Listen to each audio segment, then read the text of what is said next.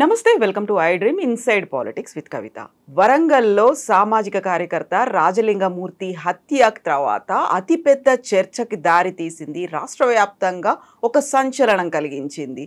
ఎందుకని దీన్ని ఒక రాజకీయ హత్యగా భావిస్తున్నారు? దీంతో పాటుగా సిబిసిఐడి ఎంక్వైరీ జరపాలని, దీని వెనకాల రాజకీయ నాయకులతో పాటుగా బడా పారిశ్రామికవేత్తలు ఉన్నారనేటువంటి ఆరోపణలు ఎందుకు వస్తున్నాయి? అందులోనూ పర్టికులర్గా బీఆర్ఎస్కి చెందినటువంటి నేతల హస్తం ఉంది అనేటువంటి ఆరోపణ ఎందుకని వినిపిస్తోంది? మనతో పాటుగా ఉన్నారు BRS party general secretary Bharat Kumar గారు. నమస్కారం అండి. నమస్కారం. సో మనం గతంలో ఇలాంటి కేసుల్ని చూసినప్పటికీ కూడా ఈ కేసు అతిపెద్ద చర్చకు దారితీసింది. రాజలింగమూర్తిని చంపించింది బీఆర్ఎస్ పార్టీకి చెందినటువంటి లీడర్లే. దానికి కారణం కాళేశ్వరం ప్రాజెక్టుకి సంబంధించి అవకతవకల మీద ఆయన కోర్టుకు వెళ్ళారు అనేటువంటి మాట.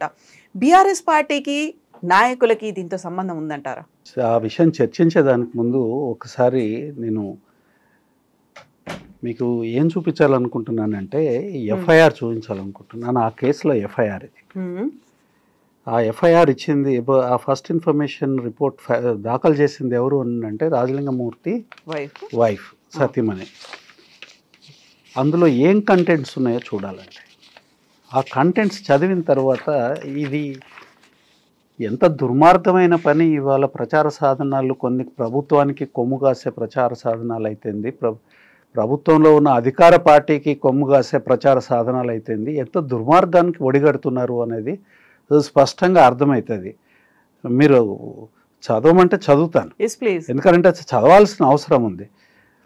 శ్రీత గౌరవనీయులైన స్టేషన్ హౌస్ ఆఫీసర్ భూపాలపల్లి గారికి నమస్కరించి వ్రాయినది. నేను అనగా నాగవెల్లి సరళ, వైఫ్ ఆఫ్ రాజలింగమూర్తి, 45 సంవత్సరాలు, వృత్తి వడ్రంగి, మాజీ కౌన్సిలర్ని, resident of Reddy colony, Bhupalpally police station ఎదురుగా భూమి ఉన్నది. అట్టి భూమి విషయమై రేణుకుంట్ల కొమరయ్య, రేణుకుంట్ల సంజీవు కుటుంబ సభ్యులతో గొడవ జరుగుతున్నది. వారికి అక్కడ భూమి ఉన్నది, ఆ భూమితోని వీళ్ళకి గొడవ జరుగుతుంది. రెండు పేర్లు చెప్పారండి, రేణుకుంట సందీప్, రేణుకుంట కొమరయ్య, సంజీవ్. ఈ కుటుంబ సభ్యులతో గొడవ జరుగుతుంది. దౌర్జన్యంగా మా భూమిని కాజేసే ప్రయత్నం చేస్తుండగా మేము సివిల్ కోర్టుకు వెళ్ళినాము. మాకు అనుకూలంగా కోర్టు తీర్పు వచ్చే అవకాశం ఉన్నది.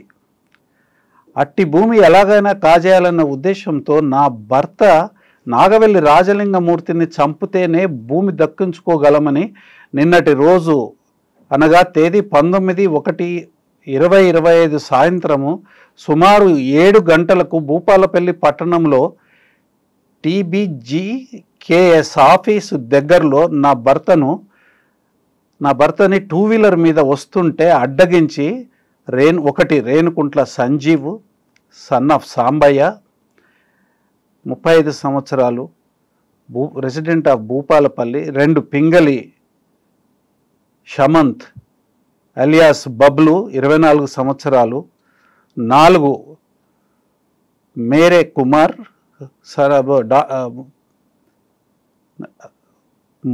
తర్వాత కొత్తూరి కుమార్ అనే 4 వ్యక్తులు 2 బండ్ల మీద వచ్చి ఇనుప రాడ్డులతో తల మీద కొట్టి కడుపు భాగంలో కత్తితో పొడిచి కిరాతకంగా నా భర్త అయిన నాగవెల్లి రాజలింగమూర్తిని, 50 సంవత్సరాల వయసు అతన్ని చంపినారు.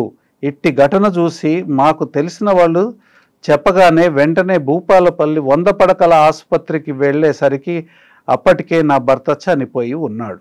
వారందరిపై చట్టపరమైన చర్యలు తీసుకొని మరియు ఇట్టి హత్య వెనుక ఉండి ప్రోత్సహించిన వారందరినీ గుర్తించి వారిపై కూడా చట్టపరమైన చర్యలు తీసుకోగలరు. తర్వాత ఇంకొకటి యాడ్ చేసినారు, ఇట్టి ఘటనలో రాజకీయ నాయకుల ప్రమేయము ఏమైనా ఉన్నదేమో అనే అనుమానము ఉన్నది. ఇట్టి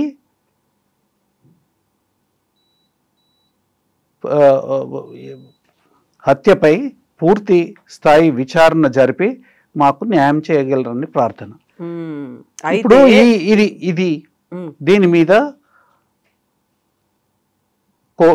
పోలీస్ ఆఫీసర్, SHO ఎవరైతే స్టేషన్ హౌస్ ఆఫీసర్ ఉన్నారో ఎఫ్ఐఆర్ నమోదు చేసి ఇమీడియట్గా ఇన్వెస్టిగేషన్కి పంపించినారు.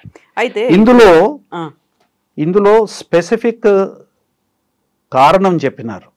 ఏ కారణం చేత ఎవరితో కొట్లాట ఉన్నది, మాకు ఎవరు ఆయన ఆమె భర్తను చంపాలనుకున్నారు, ఏ కారణం చేత చంపాలనుకున్నారు, వారి పేర్లతో సహా స్పష్టంగా ఒక ఎఫ్ఐఆర్ రాసి ఇస్తే ఆ ఎఫ్ఐఆర్ని నమోదు చేసుకున్నారు. ఉమ్, ఈ నమోదు చేసుకొని వాళ్ళు ఇన్వెస్టిగేషన్ చేస్తారు. ఎక్కడ కూడా ఏ పొలిటికల్ నాయకుడి పేరుని ప్రస్తావించలేదు.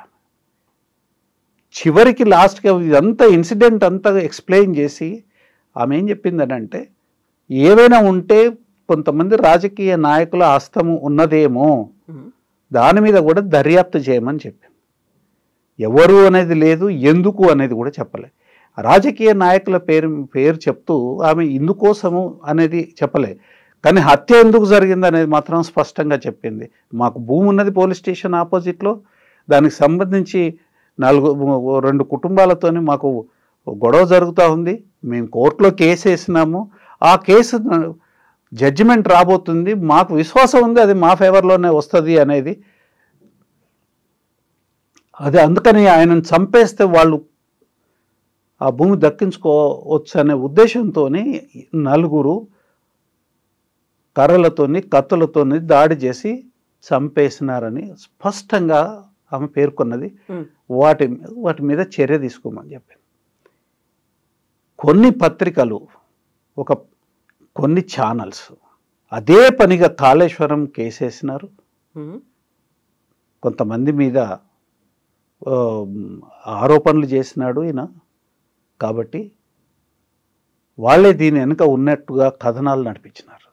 కాళేశ్వరం మీద అతను ఒక కంప్లైంట్ వేసినాడు, ఆ కంప్లైంట్ కోర్టు కొట్టేసిన కంప్లైంట్ మీద ఆయన రివిజన్కి పోయినాడు. ఆ రివిజన్ మీద హైకోర్టులో పిటిషన్లు ఫైల్ అయినాయి. పిటిషన్లలో స్పష్టంగా అది స్టే ఇచ్చినారు.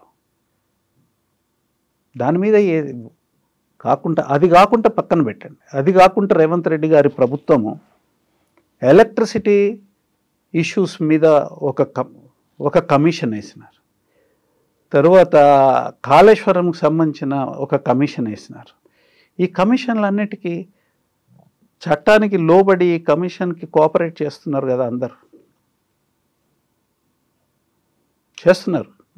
తరువాత ఇదొక్కటే కాదు, ఎంత దుర్మార్గమైన ప్రచారం చేస్తున్నారనంటే, ఇట్లాంటి ఒక దురదృష్టకరమైన విషయం అండి. ఎవరైనా ప్రాణం పోయిందని అంటే చాలా దురదృష్టకరం విషయం. దానికి ఎవరైనా బాధపడాల్సిందే, మేము కూడా అంతే బాధపడతాం. కానీ ఒక సామెత ఉంటుంది, ఉచ్చగుంటలో చేపలు పడతారని. అసలు ఇట్లాంటివి ఒక దురదృష్టకరమైన సంఘటనని రాజకీయం చేయాలనే మనస్తత్వం ఉన్న వాళ్ళని ఏమనాలండి వీళ్ళని?